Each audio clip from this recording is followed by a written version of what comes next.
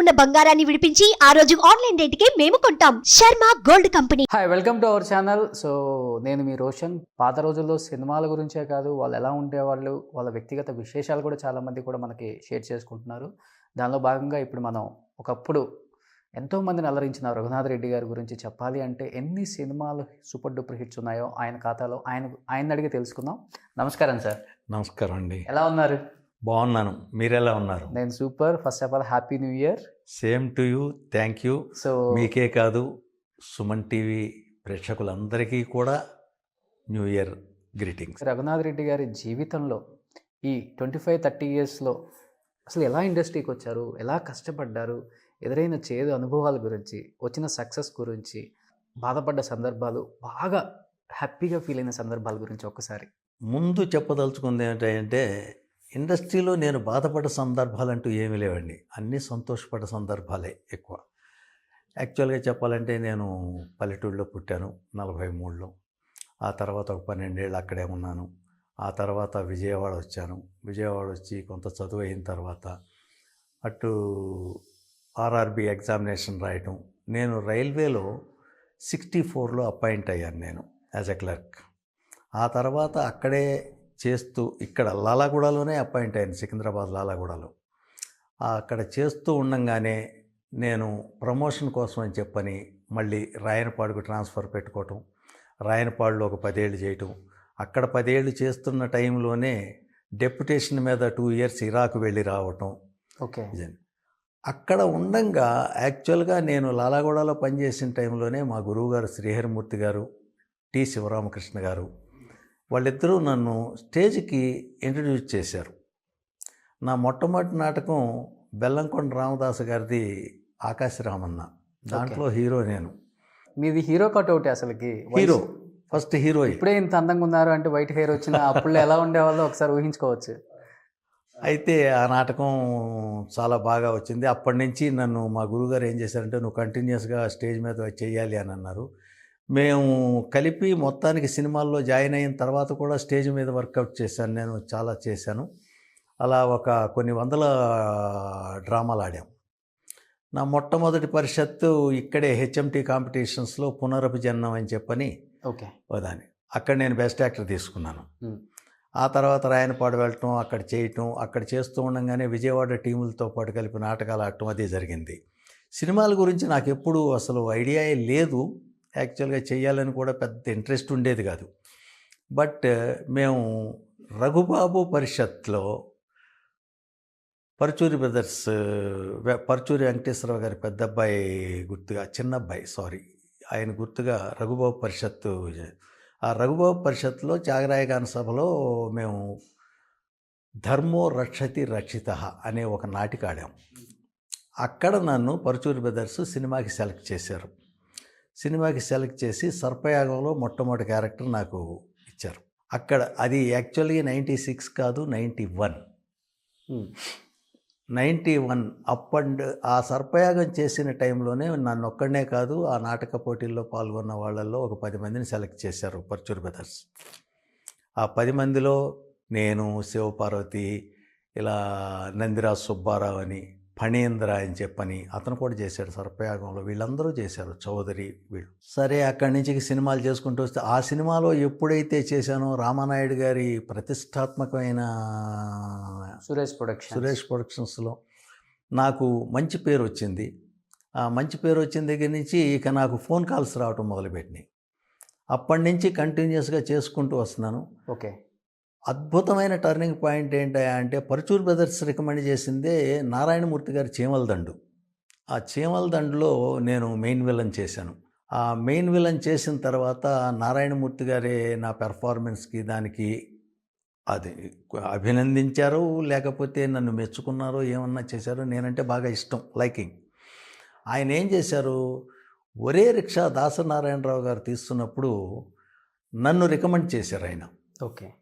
ఆ క్యారెక్టర్ కోసం నేను చాలాసార్లు తిరిగాను దాసనారాయణరావు గారి దగ్గరికి. ఇట్లా అయిన తర్వాత ఆఖరికి నారాయణమూర్తి గారే చెప్పి ఆయనకి నన్ను ఆ మెయిన్ విలన్ క్యారెక్టర్కి నన్ను పక్కా చేయించారు, సెలెక్ట్ చేయించారు. ఆ ఒరే రిక్షా 1995లో చేసిన తర్వాత నేను వెనక్కి తిరిగి చూసుకోవాల్సిన అవసరం రాల. సూపర్. నా ఫోను ఆల్మోస్ట్ 24 గంటలు మోగుతూనే ఉండేది అప్పుడు. ఆ రకంగా దాసరి నారాయణరావు గారి దగ్గర నుంచి ఆ క్యారెక్టర్ చేసిన తర్వాత ఆయన దగ్గర నుంచి అప్లాజే తీసుకున్నాను తప్ప, ఆయన అన్న ఒక మాట నేను జీవితంలో మర్చిపోలేను. రఘునాథ్ రెడ్డి, నీ గురించి ఎవరెవరో ఏదేదో చెప్తా ఉంటారు, అయ్యేమి నువ్వు పట్టించుకోకు, ఇప్పుడు ఎలా ఉన్నావో అలాగే ఉండు, ఏ ఎత్తుకు ఎదిగినా కూడా అలా మెయింటైన్ చేసుకో, నీకు మంచి భవిష్యత్తు ఉంది అని చెప్పారు. నేను అలాగే మెయింటైన్ చేసినన్నాళ్ళు. ఎవరితోనూ ఏ ఇబ్బంది లేదు, నాతో ఎవరికి ఏ ఇబ్బంది లేదు. ఎందుకు చెప్పారు ఆయన అప్పుడులోనే అంత పెద్ద మాట మీకు? ఎందుకంటే నా గురించి క్యారెక్టర్ ఇచ్చే ముందు వేరే వాళ్ళు ఏదో చెప్పారంట నా గురించి. అంతకుముందు నేను పోకూరి బాబురావు గారు ఎర్రోడ్ చేస్తున్నా, రామచంద్రపురంలో చేస్తున్నప్పుడు. మరి అక్కడ ఏమైందో ఏమిటో నాకైతే తెలీదు. ఎవరో ప్రత్యేకం నా గురించి మెడ్రాస్లో స్ప్రెడ్ చేశారు బ్యాడ్గా. ఆ విషయం ఆయన దగ్గరికి వెళ్ళింది. ఆయన దగ్గరికి వెళ్ళేసరికి ఆయన నీ గురించి ఎవరెవరో ఏదో చెప్తా ఉంటారు, నువ్వు దాని గురించి పట్టించుకోకు అని చెప్పని అప్పుడు నాకు ఇచ్చిన అడ్వైస్ అది. ఓకే. పైగా రఘునాథ్ రెడ్డి, నీ పెర్ఫార్మెన్స్ చూసిన తర్వాత నీకు సింగిల్ టైటిల్ కార్డు వేయాలనిపిస్తుంది అని చెప్పని ఒరే రిక్షాలో నాది సింగిల్ టైటిల్ కార్డు అండి. It is an achievement for me.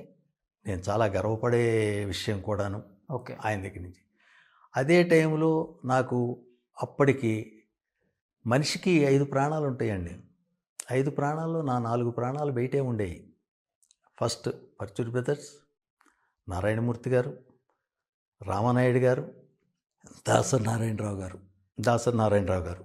ఇప్పుడు నా దగ్గర నుంచి నేను 3 ప్రాణాల మీద బతుకుతున్నా, 2 ప్రాణాలు పైకి వెళ్ళిపోయినాయి. ఐఎమ్ అన్ ఓన్లీ 3 లైఫ్స్, నాది వాళ్ళిద్దరిది. ఇది నేను చెప్పగలిగినట్టు అది.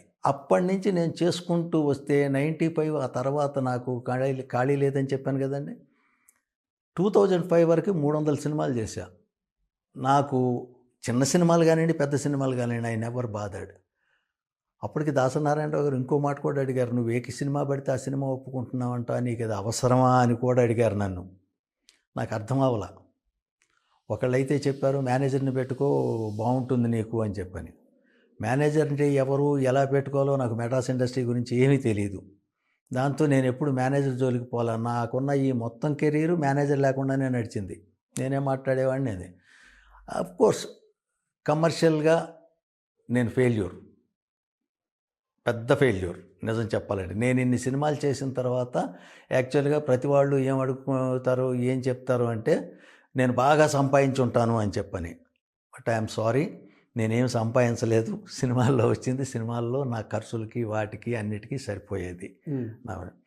బట్ ఇప్పుడు ఎలా బతుకుతున్నామని అడగవచ్చు. నేను రైల్వేలో 28 సంవత్సరాల పైన చేశాను. దాంతో నాకు పెన్షన్ వస్తుంది. నేను, నా వైఫ్, నా పిల్లలంతా సెటిల్డ్ కాబట్టి ఆ పెన్షన్తో బతుకుతున్నాను. అంటే అంత పెద్ద ఆర్టిస్టు ఇన్ని సినిమాలు తీశారు, ఒక మేనేజర్ ఉన్నా ఉండకపోయినా కానీ మీకంటూ ఎంత ఇవ్వాలో వాళ్ళకి తెలుసు, ఒక ఐడియా ఉంటుంది. అంటే రఘునాథ్ రెడ్డి గారిని రెమ్యునరేషన్ వైజ్ కొంచెం చిన్న చూపు చూసింది అనుకోవచ్చు ఇండస్ట్రీ. బాగా చిన్న చూపు చూసింది, అనుమానం అవసరంలా. నేను ఫర్ ఎగ్జాంపుల్ ఎక్కడైనా ఎవరైనా పక్కన వాళ్ళని ఇనిషియేటివ్గాను ఏదో ఆదర్శంగానో తీసుకుని ఈ క్యారెక్టర్కి నాకు ఇంత ఇవ్వండి అన్నామనుకోండి, నేను అడిగిన దాంట్లో 4వ వంతు ఇస్తారు వాళ్ళు. ఒక పెద్ద సినిమా చేశానండి, రాఘవేంద్రరావు గారు డైరెక్టర్. సినిమా పేరు మన శ్రీమతి వెళ్ళొస్తా. మన జగపతి బాబు గారు హీరో, ఆయన ఫాదర్ నేను, 2 హీరోయిన్లు. దాంట్లో ప్రొడ్యూసర్ గారి దగ్గర మాట్లాడిన తర్వాత నేను ఒక అమౌంట్ అడిగాను ఆయన్ని.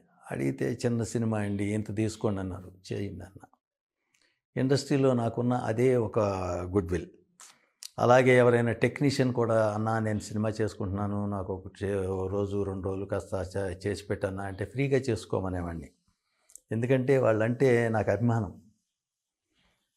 అలాగే ఎవరైనా కూడా రెమ్యూనరేషన్ గురించి ఆలోచించకుండా చేశాను. చాలా మంచి క్యారెక్టర్లు చేశాను. ఇండస్ట్రీలో ఉన్న లేడీ ఆర్టిస్టులకి, ఈవెన్ 1-2 హిందీ వాళ్ళకు కూడా నేను ఫాదర్ క్యారెక్టర్ చేశాను. దాంతో ప్రెస్ వాళ్ళందరూ నన్ను, ప్రెస్ రిపోర్టర్స్ అక్కడ కూర్చోగానే దేశమామ, నేను మామ అని పిలిచేవాళ్ళు నన్ను అందరూ. అట్లా అది నా సినిమా ఇది. ఆ రకంగా చేసుకుంటూ వచ్చాను. ముఖ్యంగా ఏమైందంటే నేను మోహన్ బాబు గారితో కూడా చాలా సినిమాలు చేశాను. ఆయనకి నేనంటే చాలా అభిమానం. నేను ఎవరితో చేసినా కూడా నన్ను అభిమానించారు, నన్ను మెచ్చుకున్నారు, బాగా చేసామన్నారు తప్ప ఎందుకంటే డబ్బుల పరంగా మీరు చాలా వీక్ కదా. డబ్బులే కాదు, ఇప్పుడు డబ్బులు వీక్ అది పక్కన పెట్టండి. వాళ్ళకి తెలియదు కదా, హీరోకి తెలియదు కదా నేను ఎంత తీసుకుంటున్నాను అనేది. ఆటోమేటిక్గా వాళ్ళకి అక్కడ పెర్ఫార్మెన్స్ కావాలి. ఓకే. పెర్ఫార్మెన్స్ పరంగా నేను ఎవరిని ఎక్కడ ఏ రకంగానూ టైమింగ్ పరంగా కానీ ఇబ్బంది పెట్టలా. 8ంటికి షూటింగ్ కానీ 8ంటికి రండి అన్నారనుకోండి, 7:45కి నేను అక్కడ ఉండేవాడిని. అలా చేసి వాళ్ళందరికీ కోఆపరేట్ చేయటం కానివ్వండి, ఏ రకంగా అయినా కూడా చేయటం కానివ్వండి చేసేవాడిని. ఇంతమంది హీరోయిన్లకి నాన్నగా చేశారు కదా. సో నిజ జీవితంలో కూడా ఒక రియల్ ఫాదర్ కూడా అనిపించుకున్నారు, మంచి ఫాదర్, వెల్ సెటిల్డ్ పిల్లలు కూడా. ఇంతమంది హీరోయిన్స్కి చేసినప్పుడు మీకు బాగా అనిపించిన, అబ్బా నా కూతురులాగా అనిపించిన హీరోయిన్ అంటే ఎవరి పేరు చెప్తారు మీరు? నేను ప్రత్యేకం అదేం లేదండి, నాకు ఆ క్యారెక్టర్ వరకే డాక్టర్ అండి. ఆ తర్వాత నేను ప్రత్యేకం అఫెక్షన్ పెంచుకున్నట్టు కానీ లేకపోతే ఈ అమ్మాయి బాగుంది, ఈ అమ్మాయి చక్కగా ఉంది, నా డాక్టర్ అనిపించింది, నాకు ఎప్పుడు ఆ రకమైన ఇది రాలా. ఆ క్యారెక్టర్ పరంగా చూస్తే ఓకే చేయటం, అంతవరకు వచ్చేయటం బాగుందమ్మా అనేది ఇది. ఆల్మోస్ట్ ఎంతమంది హీరోయిన్స్కి చేశారు ఫాదర్గా? నేను చేసి ఉంటానండి 400 సినిమాల్లో దాదాపు ఒక 25-30 మందికి చేసి ఉంటాను తేలిగ్గా. హిందీ మౌసమి చటర్జీకి కూడా నేను హిందీ పిక్చర్లో ఫాదర్ చేశాను.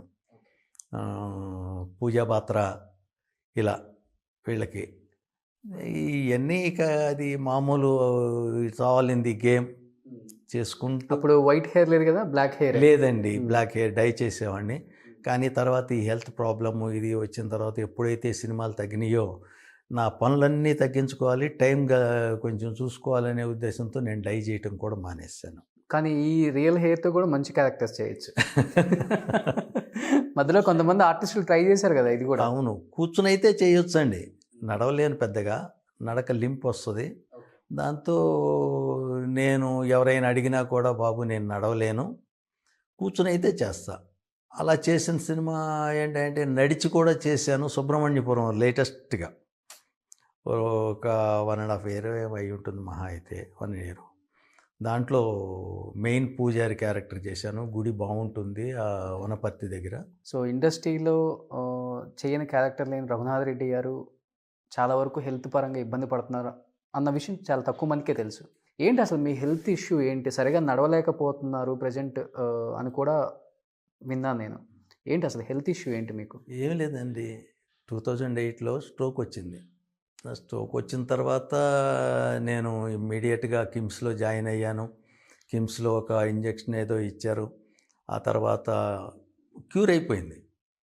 మళ్ళీ 2014 దాకా చేసుకుంటూనే వచ్చాను సినిమాలు. ఓకే. పెద్ద ప్రాబ్లం రాలా, ఇబ్బంది పెట్టలా నన్ను. బట్ 2011లో ఒకసారి మైల్డ్గాను, 2014లో ఇంకొద్దిగా మైల్డ్గాను వచ్చేసరికి డెటీరియరేట్ అయిపోయింది. దాని ఎఫెక్ట్ నా మీద పడింది, అది చూసుకుంటూ వచ్చాం. సో 3 times వచ్చింది స్ట్రోక్? 3 times వచ్చింది. So you are very lucky అనుకోవచ్చు sir. As a matter of fact ఒక రకంగా లక్కీ, ఒక రకంగా చాలా బాధేస్తూ ఉంటుంది ఒక్కోసారి. నేను విన్నది కూడా ఫస్ట్ టైం స్ట్రోక్ వచ్చినప్పుడు కూడా 1 hour అసలు అందరూ కూడా ఎవరు కనిపెట్టలేకపోయారంట మీ స్ట్రోక్. బట్ మీ అంతటి మీరే లెఫ్ట్ హ్యాండ్ నుంచి 108కి కాల్ చేసి పిలిచారని నేను చేశాను. అదంతా అప్పుడు వాళ్ళు పిలిచారు. తర్వాత మొత్తానికి నేను మా అల్లుడి ఇంట్లోనే ఉన్నాను, కింద ఆఫీస్లో ఉన్నాను, వాళ్ళు పైన ఇంట్లో ఉన్నారు. ఆయనకి ఫోన్ చేస్తే ఆయన రావటం, నన్ను ఇమ్మీడియట్గా జాయిన్ చేయటం. సాయంత్రంకి మళ్ళీ కొద్దిగా ఇది క్లియర్ అయిన తర్వాత మళ్ళీ వస్తుంటే ఇంజెక్షన్ ఇచ్చారు. అప్పుడేం ప్రాబ్లం రాలేదు. డాక్టర్ గారిని కూడా అడిగాను నేను, ఏమండి మళ్ళీ వస్తుందా అని. రాకపోవచ్చండి అన్నారు. 3 ఏళ్ళు బాగానే ఉంది, చేసుకుంటూ వచ్చాను. నడవలేని స్థితి కూడా దాదాపు ఎప్పుడు వచ్చిందంటే ఈ లింప్ బాగా ఎక్కువగా కనపడేది 2014 వచ్చిన తర్వాత వచ్చిందండి. ఓకే. అప్పుడు థర్డ్ టైం లైట్గా వచ్చిన తర్వాత వచ్చింది. అప్పటి నుంచి నేను నా యాక్టివిటీస్ తగ్గించేసుకున్నాను. ఇక నాకున్న యాక్టివిటీస్ ఏంటంటే పొద్దున్నే పేపర్ చదువుకోవటం, లేకపోతే బుక్స్ ఉన్నాయి నా దగ్గర, కొన్ని 100 బుక్స్ ఉన్నాయి, అదే చదువుకుంటూ కూర్చుంటాను. ఇంగ్లీష్ కానీ. 3 సార్లు స్ట్రోక్ వచ్చినా ఇంత గుండె నిబ్బరంగా ఉన్నారంటే ఇండస్ట్రీలో మీరు ఇంకా ఏదో చేయాలని దేవుడు ఉంచాడు అనుకోవచ్చా? ఏమో మరి, నాకు ఐ కాంట్ సే, ఖచ్చితంగా చెప్పలేను నేను. But so far as a employee కానివ్వండి, మూవీ ఆర్టిస్ట్ అసోసియేషన్లో మెంబర్గా కానివ్వండి, ఇంకోటి కానివ్వండి, మొత్తం ఐఎమ్ కంటెంటెడ్. నా సినీ జీవితంతో కానీ, నా అమౌంట్తో కానీ, నా రెమ్యూనరేషన్లతో కానీ, అన్నిటితో ఐఎమ్ కంటెంటెడ్. అందువల్లే నేను ఇలా ఉన్నానేమో, నాకు తృప్తి. ఓకే. లేని వాళ్ళు ఇంకా చాలామంది ఉన్నారు, చాలా ఇబ్బందులు పడుతున్న వాళ్ళు ఉన్నారు. బట్ వాళ్ళకంటే నేను చాలా బెటర్ పొజిషన్లో ఉన్నాను. I get a good fat pension from railways. నా ఓన్ హౌస్ ఇది. కాబట్టి ఏ రకమైన బాధ లేదు. పైగా ముఖ్యమైన అడ్వాంటేజ్ ఏంటంటే నాకు పిల్లల గురించి వర్రీ లేదండి. They are well settled. Super. అది దానివల్ల కూడా నాకు ఆ సాటిస్ఫాక్షన్. బట్ ఇండస్ట్రీలో ఎవరైనా కానీ పెద్దవాళ్ళు, మీతో వర్క్ చేసిన వాళ్ళు కావచ్చు, డైరెక్టర్స్ కావచ్చు, హీరోస్ కావచ్చు, ఎవరైనా ఫోన్ చేసి మీ హెల్త్ పరంగా ఎలా ఉంది, ఏంటి కండిషన్ అడగడం జరిగిందా ఎవరన్నా? లేదండి, ఎప్పుడు జరగలేదు. తెలుసు కానీ కొంతమందికి నన్ను ఏంటి ఇలా అయిందంట, ఎలా అని చెప్పి ప్రత్యేకం. ఎందుకంటే నేను అసలు ఆ పబ్లిసిటీకి దూరంగా ఉన్నాను. వాళ్ళకి తెలుసా తెలియదా అనేది పక్కన పెడితే డెఫినెట్గా తెలిసి ఉంటుంది కొంతమంది కన్నా. బట్ నా గురించి ఎవరు అడిగిన వాళ్ళైతే లేరు. That is. బాధ అనిపించిందా ఎప్పుడన్నా? లేదు, పొరపాటును కూడా బాధ అనిపించదు. ఇంత చేసాము ఇండస్ట్రీకి, ఇండస్ట్రీ ఏం చేశాను? ఇండస్ట్రీలో నేను పనిచేసింది ఫ్రీగా ఎవరికి చేయలేదు. డబ్బులు తీసుకున్నాను, చేశాను. రూపాయి కానివ్వండి, 100 కానివ్వండి, what ever the case maybe.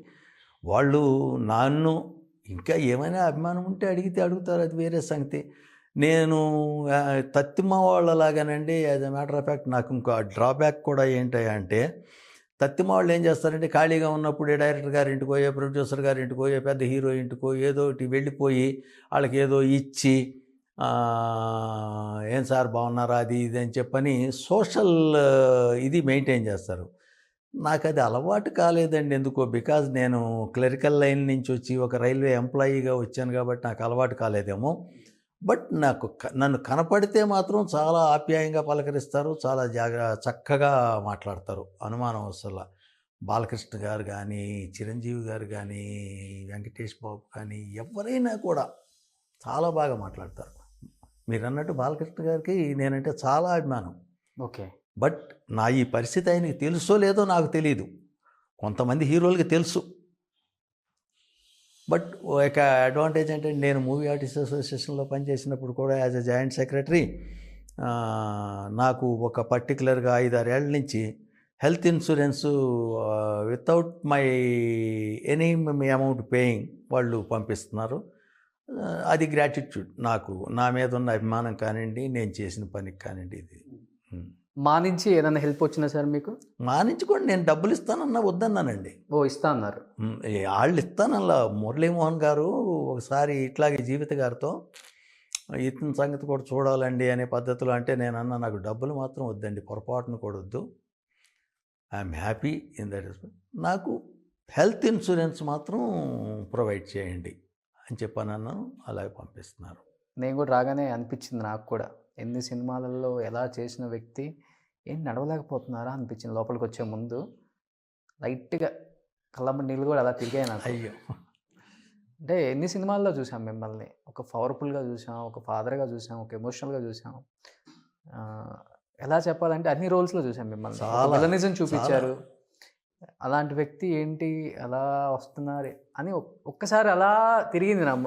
Ladies అయితే నాకు కొంతమంది నన్ను అనేవాళ్ళు, ఏంటయ్యా బాబు అలా చేస్తున్నావు, భయం వేస్తుంది అనేవాళ్ళు.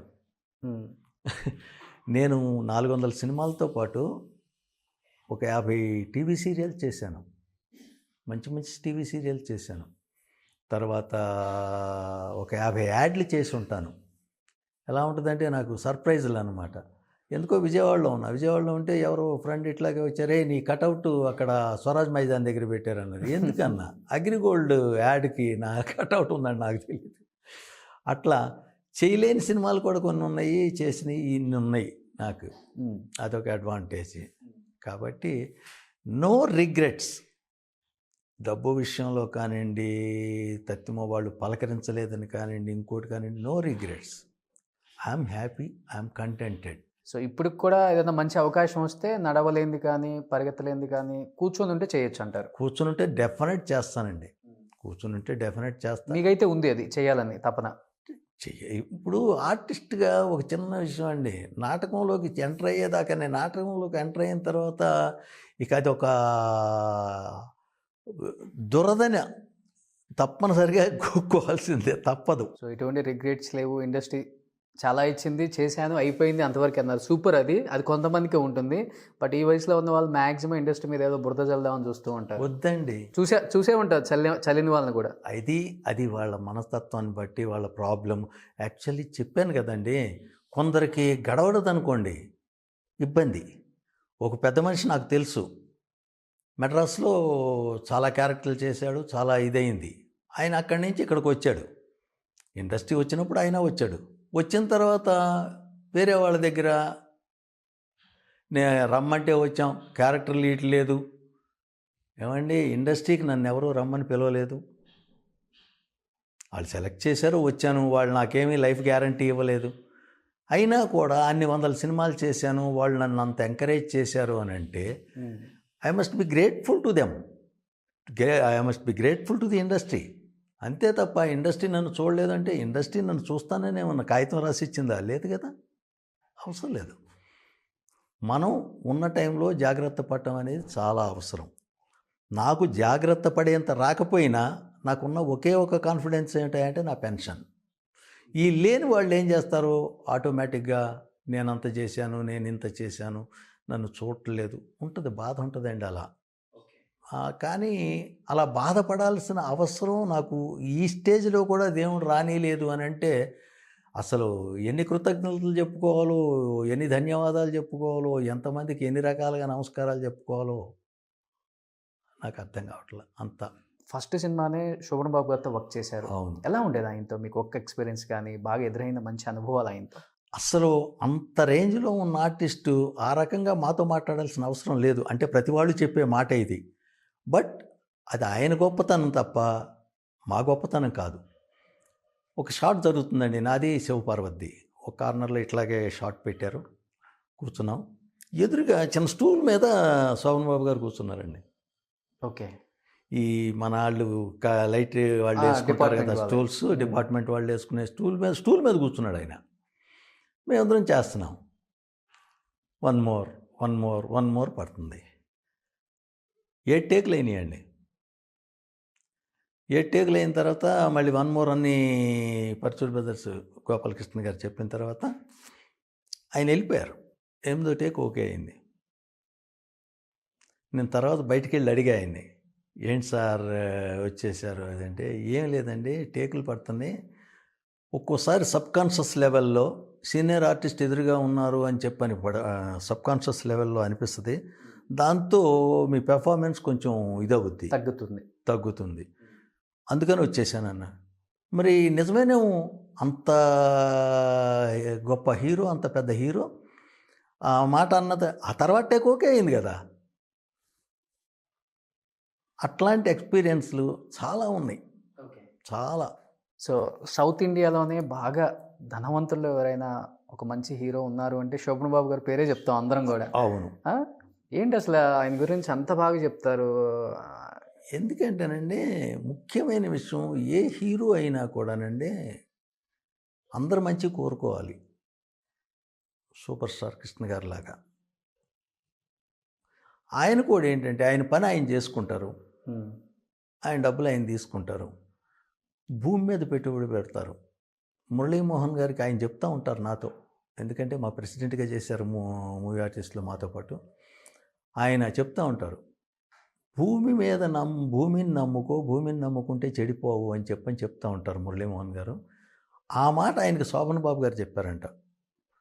తర్వాత ఆయనే చెప్తూ ఉంటారు ఒక్కోసారి మురళీమోహన్ గారు, నేను సినిమాల్లో సంపాదించిన దానికంటే భూమి మీదే ఎక్కువ సంపాదించాను, రియల్ ఎస్టేట్ ఇట్లా అని. అట్లా ఉంటుంది. ఎందుకు ఎక్కడ చూసినా జైబేరియే కదా. ఇప్పుడు శ్రీధర్ గారు ఉన్నారు, ముత్యాల ముగ్గు శ్రీధర్. ఆయన పేరు చెబితే ముందు గుర్తొచ్చేది ముత్యాల ముగ్గు ఒకటే. ఇంకో సినిమా గబుక్కుని చెప్పమన్నా కూడా మనం చెప్పలేం, as a matter of fact గుర్తురాదు గబుక్కుని. కానీ చాలా సినిమాలు చేశారు ఆయన కూడా. మరి ఆయన కూడా బాగా గాడ్ మే ఫార్బిట్, ఆయన పోయినప్పుడు కూడా ఏమి ప్రాబ్లమే లేదు, ఆయన ఈజ్ వెల్ సెటిల్డ్. అందువల్ల ఆయన కూడా భూమినే నమ్ముకున్నారు. ఓకే. మేము మాలో పనిచేసిన టైంలో మా దగ్గరికి వచ్చి మాట్లాడుతూ ఉండేవాళ్ళు, ఇక్కడ ఎక్కడన్నా దగ్గరలో ఈ ఈ ఇంత డిస్టెన్స్లో నాకు ఏదైనా పొలం దొరికితే బాగుండు అట్లా ఇట్లా అని. అంటే భూమి అంటే అంత ఇంట్రెస్ట్ ఆయనకి. కాబట్టి భూమిని నమ్ముకున్న ఎవరు కూడా పాడవల, దాచుకున్న ఎవరు కూడా ఇబ్బంది పడకుండా దాచుకున్న ఎవరు కూడా పాడవల. మిగతా టెక్నీషియన్ కూడా చెప్తారంట కొనుక్కోండి భూమిని అంతే కదా. ఇప్పుడు 10 రూపాయలు అడ్వాన్స్ తీసుకుంటే 25 రూపాయలు పెట్టి ఏదో కొనేస్తారు, తత్తిమ 15 రూపాయలు వచ్చినప్పుడు ఇస్తారు. నేను పాడవలేదు, కానీ నన్ను భూమిని నమ్ముకోమని చెప్పిన వాళ్ళు ఉన్నారు, కానీ నేను చేయలే. మీరు నమ్ముకోలేదా?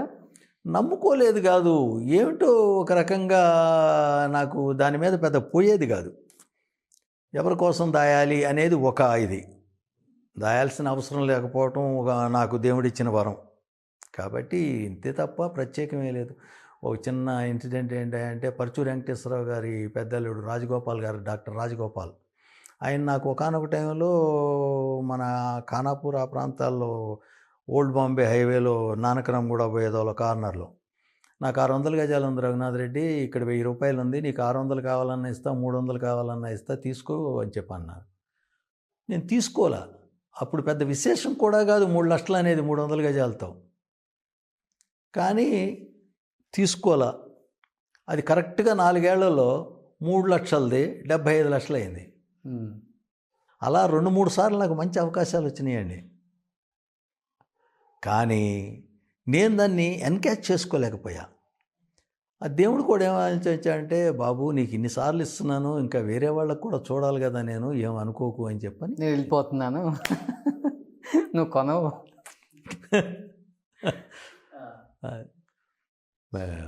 ప్రేమించుకుందాంరా వెంకటేష్ బాబు ఫాదర్ క్యారెక్టర్ చేసిన తర్వాత అయితే ఒక షాట్లో అది అయిన తర్వాత చప్పట్లు, Abids state bank of Hyderabad, అక్కడ మెడ మీద తోసేస్తే శ్రీహరి, నేను వచ్చి జూబ్లీ హిల్స్ చెక్ పోస్ట్ దగ్గర పడ్డాం.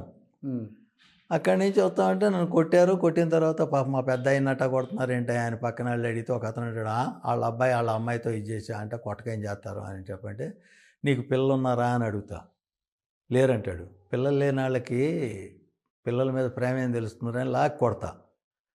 చప్పట్లు. పరుచూరు గోపాలకృష్ణ గారు అయితే, రఘునాథ్ రెడ్డి చప్పట్లు కొట్టించుకుంటున్నాడయ్యా అన్నారు. చాలు సార్. అలాంటివి రాఘవేంద్రరావు గారు శ్రీరామదాస్ చూసిన తర్వాత ఒక షాట్ అయిపోయిన తర్వాత ఆయన బాగా చేసేవారు రఘునాథ్ రెడ్డి. చాలు సార్, ఇవి తృప్తి, ద సాటిస్ఫాక్షన్ మెయిన్ ఇంపార్టెంట్. ఇలా లేని వాళ్ళు డెఫినెట్గా ఎదటి వాళ్ళలో తప్పులు వెతుకుతారు. నేను కూడా నాకు లేకుండా ఉండుంటే వెతికేవాడిని, ఏమో వెతికేవాడినో కాదో తెలియదు, బట్ ఆ బాధ ఉంటుంది. నన్ను ఇంత చేశాము గుర్తించలేదు, నేను ఇంత చేశాను గుర్తించలేదు, ఎవరు. సో ముఖ్యంగా ఇండస్ట్రీలో కావచ్చు, సినిమా ఇండస్ట్రీలో కావచ్చు, రాజకీయాల్లో కావచ్చు, మనకి ప్రముఖంగా వినపడేది క్యాస్ట్ ఫీలింగ్. రఘునాథ రెడ్డి అని పేరు పెట్టుకొని ఇన్ని సినిమాలు చేసిన వ్యక్తిగా మీరు కనపడుతున్నారు. ఒక కులం వాళ్ళకే కాపు కాస్తుంది ఈ ఇండస్ట్రీ కూడా అని ఆర్గ్యుమెంట్ చేసిన వాళ్ళని చూసాం, కామెంట్ చేసిన వాళ్ళని చూసాం, డైరెక్ట్గా ఫేస్ టు ఫేస్ మాట్లాడిన వాళ్ళని చూసాం. మీకు ఈ రఘునాథ్ రెడ్డి అనేది ఎంతవరకు ఉపయోగపడింది ఇండస్ట్రీలో? అసలుకి నాకు రెడ్డి అనేది ఉపయోగపడలేదు, నా టాలెంటే ఉపయోగపడింది తప్ప నాకు క్యాస్టు క్రీడు ఇట్లాంటివి ఏమీ ఉపయోగపడలేదు. నాకు వేషాలు ఇచ్చిన వాళ్ళలో ఎంతమంది రెడ్లు ఉన్నారండి? 2 ఉంటారు, 3 ఉంటారు మహా ఉంటే.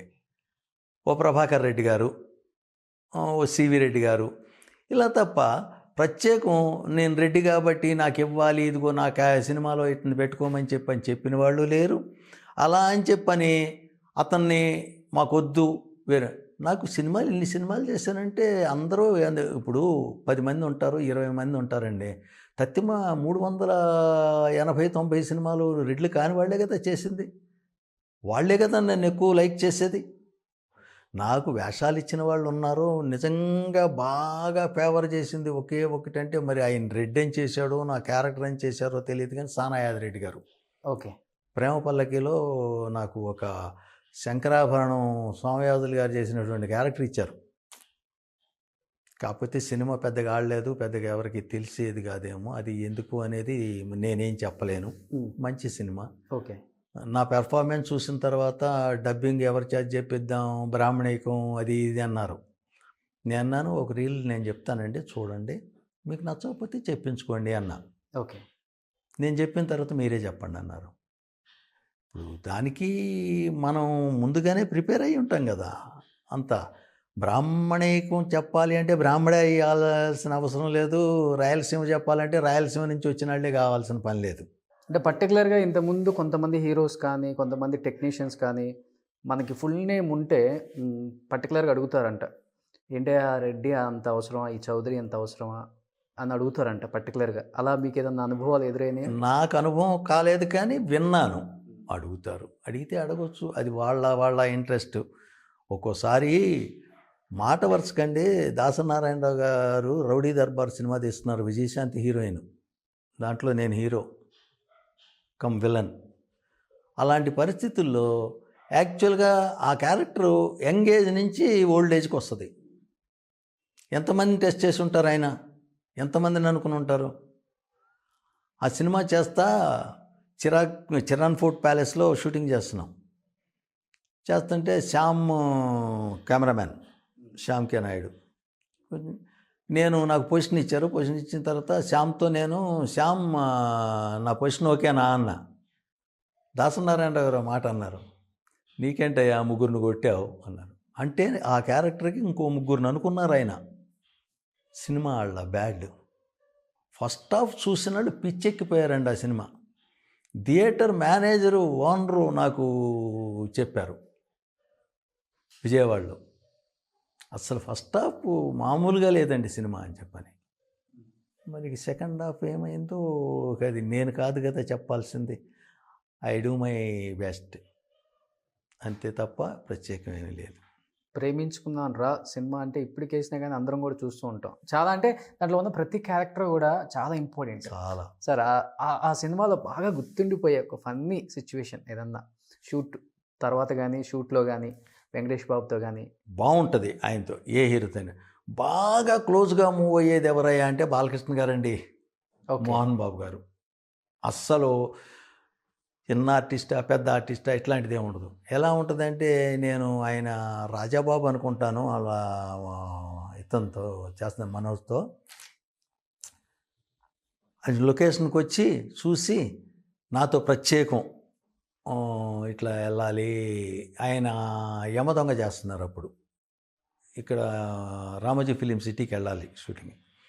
వెళ్ళిపోయారు, ఏదో పలకరించారు, అంత అయిపోయింది, వెళ్ళిపోయిన తర్వాత మళ్ళీ ఫోన్ చేశారు మేనేజర్కి, చేసి సారీ అయ్యా చెప్పకుండా వచ్చేసాను అని చెప్పని. పర్వాలేదులేండి, ఈ సీనియర్ మోస్ట్ జూనియర్ ఆర్టిస్ట్ క్యారెక్టర్లు ఎన్నాళ్ళు చేయాలి నేను అన్నా. ఎప్పుడు అదేంటయ్యా నీ చేత అది చేయించాను ఇది చేయించాను అన్నా. నేనన్నా ఈ పూట క్యారెక్టర్లు ఏంటండి అంటే హీరోయిన్ ఉంది కదా అని. ఆవిడకి నా మూలానే ఏమన్నా మేలు జరుగుద్దేమోనండి, నా ఆవిడ వల్ల నాకేం మేలు. కొత్తగా చేసింది ఆ అమ్మాయి, కాదు తాప్సీ కాదు ఆ అమ్మాయి పేరు ఏదో. ఆ తర్వాత హీరో ఉన్నాడు, హీరో అన్నారు ఒప్పుకున్నా, అతని మూలంగా నాకు కొంచెం అడ్వాంటేజ్ వస్తుంది అని చెప్పాను, నవ్వారు. తర్వాత మేనేజర్ అడుగుతున్నాడు, అదేంటి సార్ అట్ట మాట్లాడు. ఏమవుతాయా, ఏమన్నాను తప్పేమన్నా, అదే ఆయన అంటే అంత భయం. అవును, చాలామందికి భయం, చాలామందికి. ఇదే కాదు, యమజాత కూడా చేస్తున్నా జడ్జి క్యారెక్టర్ ఆయన మేకప్ అది తీసేశారు. సాయంత్రం అయిపోయింది, సన్నగా వాన కూడా పడుతుంది. వాన పడుతుంటే జడ్జి క్యారెక్టర్ కూర్చోబెట్టడానికి లైటింగ్ చూస్తున్నారు, క్లోజ్ తీయటానికి. లైటింగ్ చూస్తుంటే అంతలోకి ఆయన తిట్టుకుంటూ వచ్చేసారు. తెలుసు కదా, నోరు తెరిస్తే బూతులే మాట్లాడతాడు ఆయన. ఎవరు? మోహన్ బాబు గారు. ఓకే, ఆపేంటి షూటింగ్, ఆపండి అయ్యా నేను చెప్తున్నాను, డూమ్ అని చెప్పాను. పక్కనే శ్రీహరి ఉన్నాడు. అందరికీ భయం, వణికిపోతున్నారు. ఏంటి సంగతి ఏంటి సంగతి ఏంటి సంగతి అని. అదే ఆపేండా, నన్ను ఏమయ్యా నీ గురించి నువ్వేమనుకుంటున్నావు అన్నారు. నాకేం అర్థం కాల. ఆయన సంగతి తెలుసు, టాంట్రమ్స్. ఈయన మొట్టమొదటి సినిమా అడవిలో అన్నకే నాకు పోయారు, నేను దొరకల. ఏంటయా అని. ఏంటి నా గురించి నేను అనుకోవటం ఏంటా అని చెప్పానంటే, అవును నీ గురించి నువ్వు ఏమనుకుంటున్నావు అని రెండోసారి అన్నారు. అప్పటికీ మాట్లాడలే నేను. అప్పుడు శ్రీహరి అన్నాడు, తను తాను ఎస్వీఆర్ అనుకుంటాడన్నా అన్నాడు. నాకు ఎస్పి రంగారావు గారు. నాకు అర్థమైంది. సార్ ఆయన దృష్టి దోషానికి నన్ను ఏం చేయమంటారు చెప్పండి సార్ అన్న. అస్సలు సెట్స్లో మొత్తం ఒక్కళ్ళు కూడా విపరీతమైన నవ్వులు. ఆయన కూడా నవ్వుకుంటూ బయటికి వెళ్ళిపోయాడు. వెళ్ళిపోయిన తర్వాత నా పక్కన ఉన్న లైట్ బాయ్ అన్నాడు, ఏంటి సార్ అట్టా చెప్పాను. ఏమైందా అన్న, నాకు తడిసిపోయింది సార్ అన్నాడు. ఇందుకు అసలు మ్యాటర్ ఏంటి, మీ గురించి మీరు ఏమనుకుంటున్నారు? అంటే నేను ఎస్వి రంగారావు లెవెల్లో అనుకుంటున్నాను అని శ్రీహరి ఎక్కించి తీసుకొచ్చాడు. ఆ శ్రీహరి ఆ మాట అనగానే నాకు అర్థమైంది ఎక్కించాడని. దాంతో అప్పుడప్పుడు ఇలాంటి ఫన్నీ చేస్తుంటారు ఆయన. అసలు మామూలుగా జోకులేరండి. ఓకే, మామూలుగా లేరు. అమ్మో చాలా చాలా స్టార్ట్ అనగానే లేకపోతే మాత్రం మా అట్టాగే తిడతారు. అది కూడా అంతే. శ్రీహరి గారితో ఎలా ఉండేది? శ్రీహరితో చాలా సినిమాలు చేశాను. అదే బాబాయ్ బాబాయ్ బాబాయ్ అంటాడండి, నేను అబ్బాయి అంటాను. బాబాయ్ బాబాయ్ అనే వాళ్ళు మనకంటే ముందు పోతే మనకి ఎంత బాధ ఉంటుందో. అవును, చాలా చాలా. గృహప్రవేశానికి పిలిచాడు, గృహప్రవేశానికి వెళ్ళాం. నిజంగా మంచి ఆర్టిస్ట్ అండి శ్రీహరి. అతనితో బ్యాడ్ దేవుడు తొందరగా తీసుకెళ్ళిపోయాడు. కానీ అది కొంత అతను కూడా నాలాగానే నేను తొందరగా జాగ్రత్తలు తీసుకున్నట్టే అతను కూడా ఏదో ప్రాబ్లం వస్తే జాగ్రత్తలు తీసుకోవాలి. షూటింగ్ చేస్తూనే పోయాడు. అది ఒక మంచి సినిమాలు చేసాం. చాలా క్లోజ్గా ఉండేవాడు. ఇప్పుడు అడ్వైజ్ ఇచ్చారు హెల్త్ పరంగా కొంచెం బాగాలేనప్పుడు కొంచెం చూసుకోబ్బాయి అని? నేను కలవలేదండి తర్వాత. అసలు అదే నేను చెప్తున్నాను కదా, నలుగురితో కలవను, ప్రత్యేకం వెళ్ళను, ఇట్లా బాగా అతనికి ఒంట్లో బాగాలేదు అనే పద్ధతే తెలుస్తుంది తప్ప ఏ రకంగా ఉంది మనం వెళ్ళి చెప్పాలి అనేది చెప్తున్నానే. కొంతమంది అయితే కంపల్సరీగా వెళ్తారండి, వెళ్ళాలి కూడాను రూల్ ప్రకారం.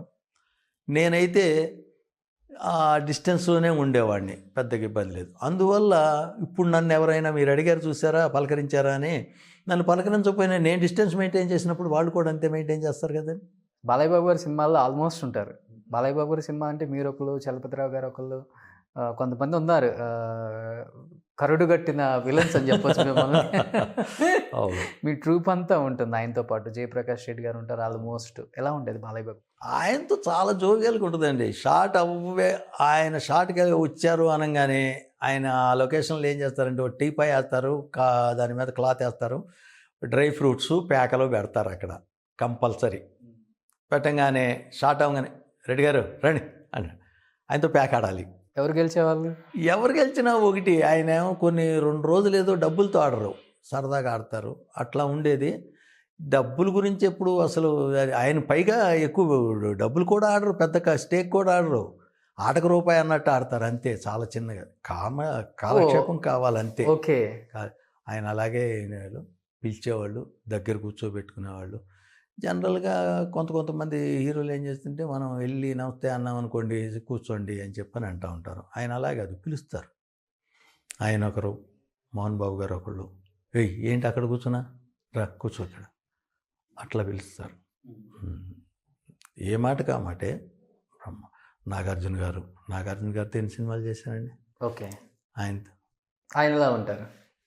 అస్సలు ఎవరు కూడా సీరియస్ అయ్యే పని లేదండి. చాలా జోవియల్గా ఉంటారు. ఏదైనా చెప్తే నవ్వుతారు, చక్కగా రిసీవ్ చేసుకుంటారు. చాలా సినిమాలు చేశాను. నేను చేసిందంతా పెద్ద హీరోలతోనండి. ఈ రకమైన మోహన్ బాబు గారు, చిరంజీవి గారు, నాగార్జున గారు, పవన్ కళ్యాణ్, ఇట్లా పవన్ కళ్యాణ్ గారితో 2-3 చేశాను. పెద్ద క్యారెక్టర్లు ఏం కాదు. అట్లా ఈ మన యంగ్ హీరోస్తో మాత్రం నితిన్తో 2 సినిమాలు చేశాను కానీ కాంబినేషన్ లేదు. ఎన్టీఆర్తో 2 సినిమాలు చేశాను, కాంబినేషన్ లేదు. మన తారకరత్నంతో చేశాను. తారకరత్నం తర్వాత మన ఈయన వాళ్ళ బ్రదరు కళ్యాణ్ రామ్తో 2 సినిమాలు చేశారు కదా. 2-3 సినిమాలు చేశాను. ఒక్కోసారి ఏమవుతుందంటేనండి, because of my age or whatever the health problem, నాకు డ్రాప్ అవుతున్నాయి, నేమ్స్ డ్రాప్ అయిపోతున్నాయి. అందువల్ల ఇలా చేశాను కానీ చరణ్తో ఏం చేయలేదు. ఇట్లా కొన్ని ఉన్నాయి. రామ్తో కూడా చేశాను 1-2 సినిమాలు నాకు తెలిసి, బట్ చిన్న క్యారెక్టర్స్.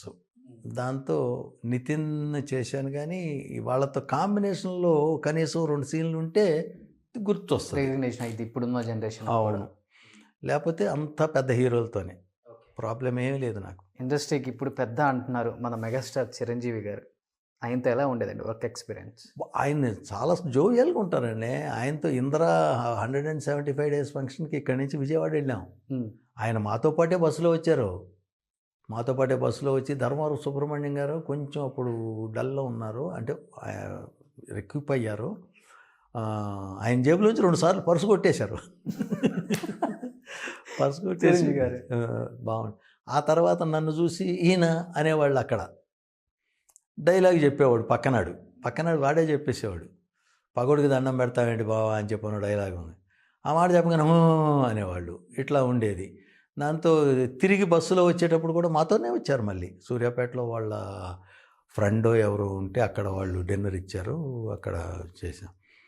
అది నేను చెప్పా, ఇట్లా అన్నారండి అంటే, అంతేనండి సినిమా సక్సెస్ అయితే ఒక్క డైలాగ్ ఉన్నా కూడా అలా హిట్ అవుతాడు, గుర్తుపడతారు అని చెప్పి అలా సరదాగా ఉంటారు. ఇందిరా ఎవర్ గ్రీన్ అనమాట, ఇండస్ట్రీ హిట్ అది. Ever green. ఆ సినిమాలో చేసిన ప్రతి పాత్రలు కూడా సూపర్ డూపర్. అంతే కదా. ఎవరికి కూడా ఇబ్బంది పెట్టకుండా, ఎవరికి ఎక్కడెక్కడ తీసినా కూడా చాలా అద్భుతమైన పిక్చరు, చాలా అద్భుతంగా తీశారు. వీళ్ళిద్దరి మధ్య ఏం డిఫరెన్స్ కనపడింది మీకు? చిరంజీవి గారు, బాలకృష్ణ గారు, వీళ్ళిద్దరి మధ్య తేడా అంటే ఏం చెప్పగలరు? తేడా ఏం ఉండదండి.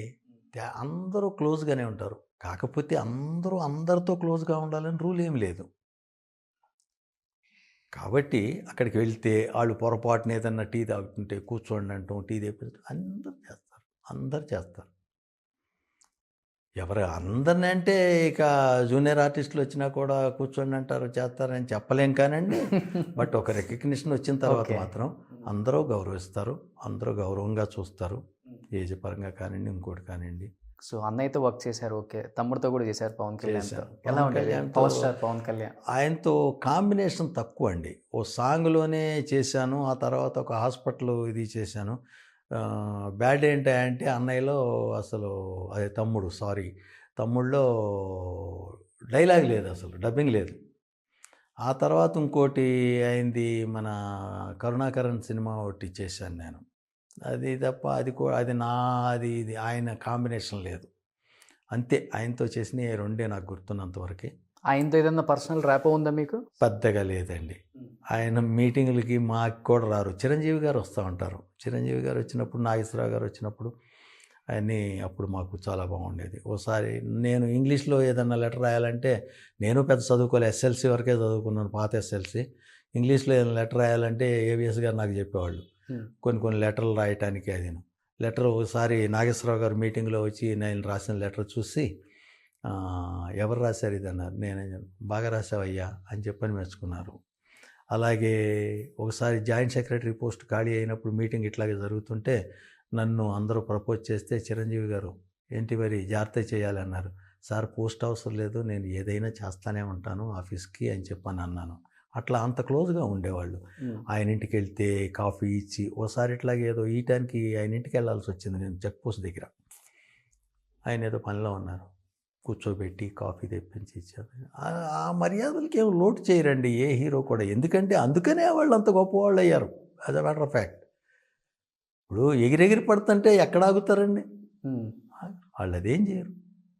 అంత జాగ్రత్తగా చక్కగా అందరితోనూ మాట్లాడటం ఇది చేస్తారు. మీరు తీసుకున్న హయ్యెస్ట్ రెమ్యునరేషన్ అంటే, మాట్లాడడం చేతగాక ఓకేనయ్యా హయ్యెస్ట్ రెమ్యునరేషన్ అంటే ఈ కెరీర్? హయ్యెస్ట్ రెమ్యునరేషన్ నేను 80,000 తీసుకున్నానండి. పర్ డే కాదు, 4 రోజులు చేశాను. దానికి యాక్చువల్గా మాట్లాడింది 14 రోజులు. ఆ క్యారెక్టర్ ఎందుకు తగ్గిందో తెలియదు. అంటే ఈ లెక్కన చాలా తక్కువ రెమ్యునరేషన్ తీసుకున్నారు మీరు. చాలా. ఒకవేళ అనుకోవచ్చా, ఎంత రెమ్యునరేషన్ తక్కువ ఉంది కాబట్టి నెంబర్ ఆఫ్ కౌంట్ సినిమాలు కూడా పెరిగాయి అనుకోవచ్చా? కావచ్చు. అంటే ప్రొడక్షన్ అంతా మాట్లాడుకుంటుంటారు కదా. తెలుస్తుంది కదా రఘునాథ్ రెడ్డి ఎంత తీసుకుంటున్నాడు అనేది మాట్లాడుకుంటారు కదా. కావచ్చు కూడా, అది కూడా కావచ్చు. దానివల్ల కూడా నన్ను డిపెండబుల్, ఓకే మనకి సరిపోతుంది అమౌంట్ కూడా ఇది అనుకుని తప్పేం లేదు. ఇప్పుడు నాకు తెలిసి ఒక సినిమాకి ఏదో ఒక ఆర్టిస్ట్ని అడిగారు, ఇట్లాగే ఒక ఆర్టిస్ట్ని అడిగితే 2 lakhs ఏమో అడిగాడంట అతను. నాకు దాంట్లో సగం కూడా ఇవ్వకుండా నేను చేశాను. సో మాక్సిమం విలన్స్ అంతా కూడా కమెడియన్గా కూడా అయ్యారు. జయప్రకాష్ రెడ్డి గారు కావచ్చు, ఆయన first villain. Jayaprakash Reddy first villain కాదండి, అతను ఒరిజినల్గా యాక్చువల్గా కమెడియన్ అండి, చాలా అద్భుతమైన కమెడియన్ అండి. కానీ విలనిజం కూడా బాగా పండిస్తారు ఆయన. బాగా పండిస్తాడు, కానీ యాజ్ ఏ కో ఆర్టిస్ట్ నన్ను మామ మామ అంటాడు. అయితే వాడు నాకు విలన్గా కంటే కమెడియన్గా అద్భుతంగా నచ్చుతాడండి. చాలా అద్భుతంగా చేస్తాడండి కమెడియన్గా.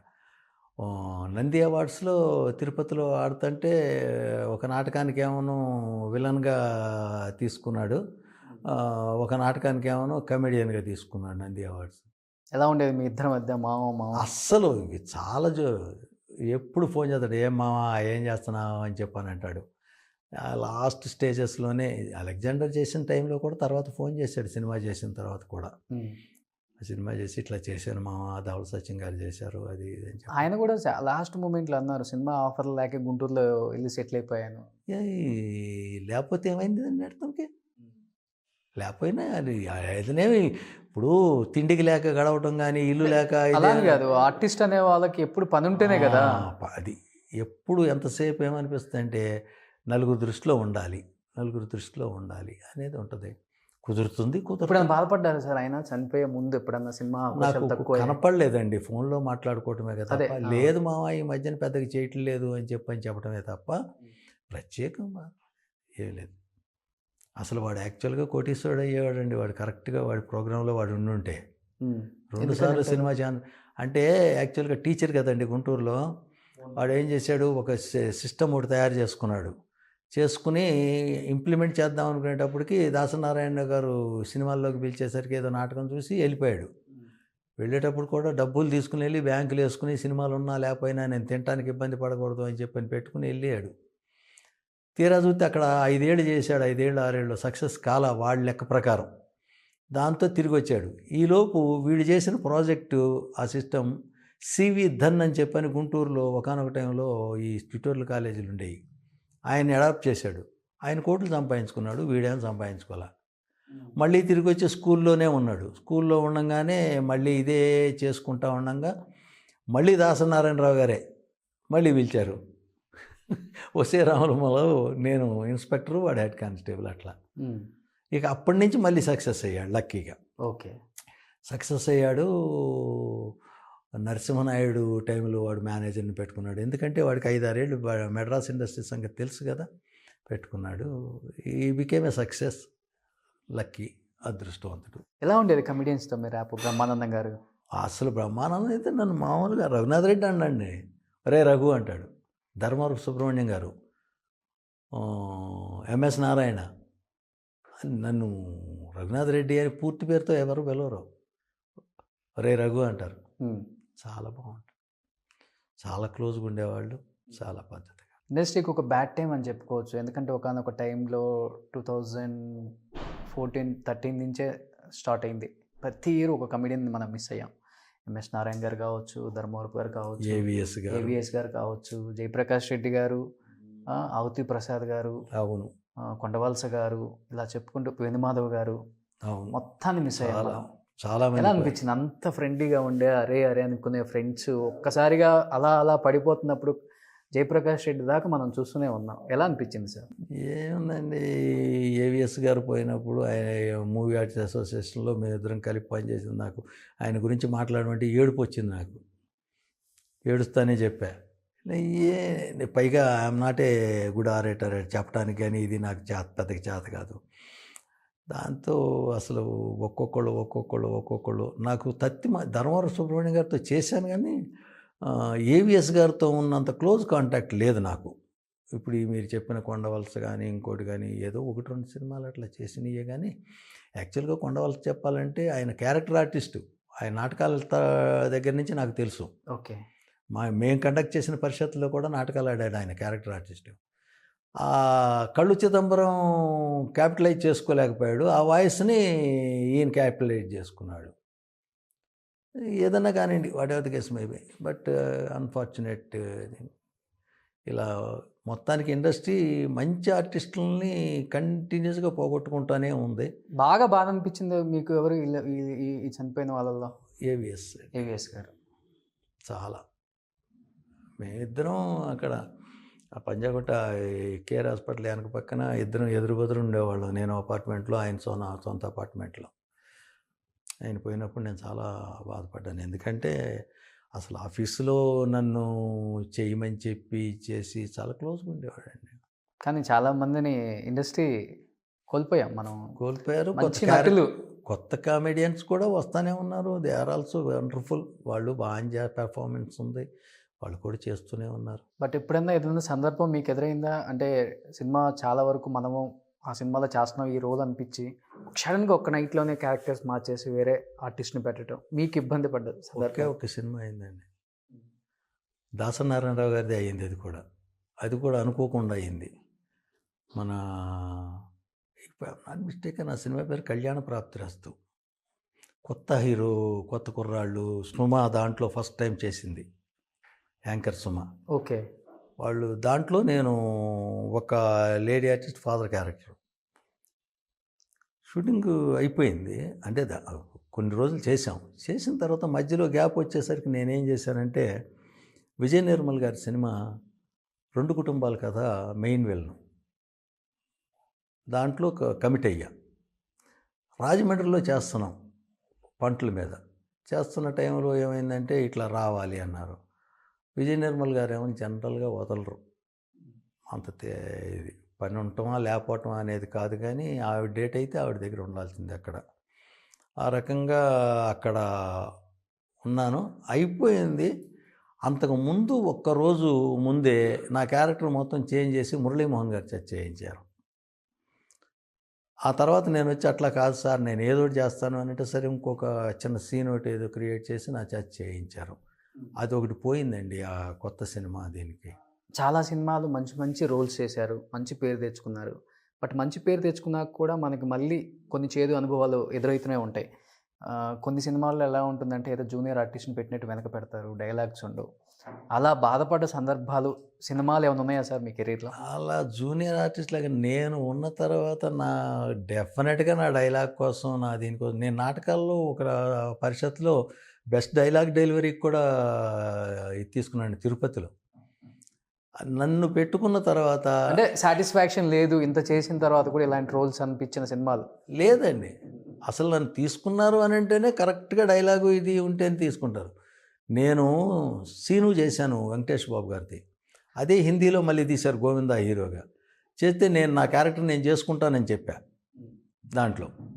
దీంట్లో ట్వింకిల్ కన్నా ఫాదర్ క్యారెక్టర్ చేసుకుంటానంటే వాకాడ అప్పారావు గారు అన్నారు, అమ్మో అది పెద్ద క్యారెక్టర్ అని చెప్పని నవీన్ నిశ్చల్ని పెట్టారు.